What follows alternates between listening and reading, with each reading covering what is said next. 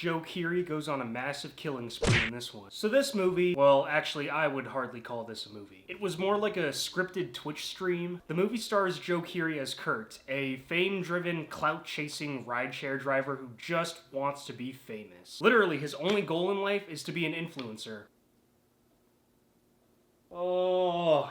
Yeah, that alone made me not like this movie. Basically, he spent his entire life trying to get famous and taste that sweet, sweet internet fame, but none of his content is good. So, in an attempt to get views and go viral, he decides to murder all of his customers. And at first, I was like, okay, he's just killing all the asshole customers, which is kinda cool, I guess. But then he just ended up murdering every single person he picked up. And they tried to make it seem like, oh, he's a psychopath because of how obsessed he is with internet fame. But I was like, okay, so a 20-something-year-old who has grown up with the internet and I'm assuming knows how the internet works thinks that murdering people on a live stream will get him views. This always happens when movies try to include the internet in their storylines. It is always a hit or miss, and it's usually a fat miss. If you're gonna base your entire story around the internet, you should at least have some input from someone who spends more than a couple hours on, like, Facebook.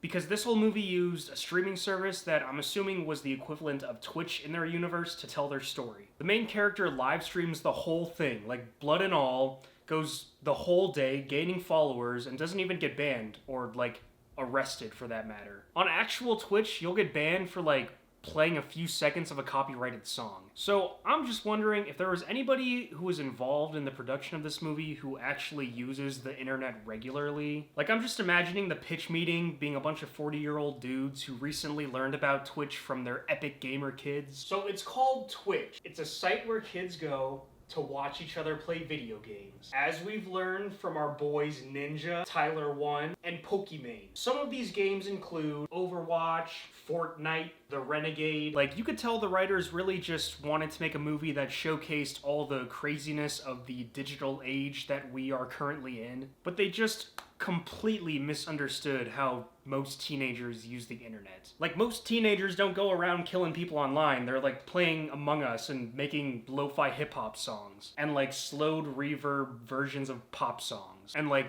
solving the world's problems on TikTok. It was kind of like when all those 50-something-year-olds came together and kept saying, kids today are violent because of video games and literally nothing else. My word is final. Also, I totally get that Hollywood has historically tried to adapt and change the type of movies they put out as the younger generations come along, but I feel like the internet is something that you really don't need to be using as the backdrop for your movies. Yes, we are in the digital age, and yes, the internet provides new mediums of visual storytelling. But the internet is really in a lane of its own, and there's like a 15-foot-long median between it and Hollywood. It doesn't really pose a threat to Hollywood because just as there are things that are only possible when captured on social media, there are also things that are only possible when captured on a camera. There are different focal lengths, different camera angles, different sized shots that all affect how a story is told. The whole point of film as an art form is to capture the essence of a story by dramatizing certain aspects of life. And the story of this movie was told entirely through GoPros or live streams. When you capture something on Twitch or any other form of live streaming, you're capturing literally just what's happening. Just objectively the bare bones of what's going on in frame. Nothing else. And I'm not ragging on Twitch streamers because streaming is great. You can accomplish things on Twitch that you can't accomplish in a movie. And likewise, you can accomplish things in a movie that you can't accomplish on Twitch. I personally feel like the two should never be mixed, but that's exactly what this movie tried to do. And again, anything's possible, so, you know, maybe one day there will be a movie that successfully merges the two ideas.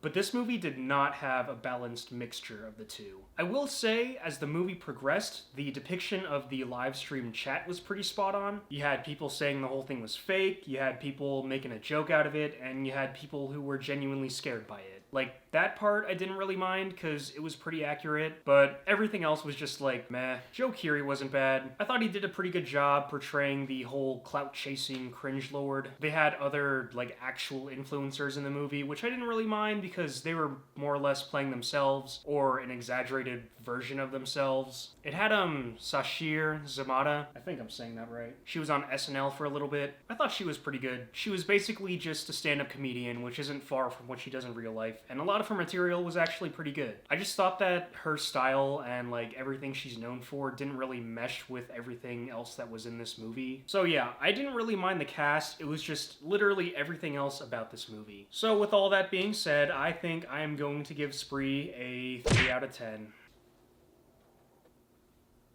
We just gotta let the internet be its own thing. Like, we gotta stop trying to merge it with movies. Anyway, let me know what you think. Agree, disagree, whatever. Like and subscribe. Later.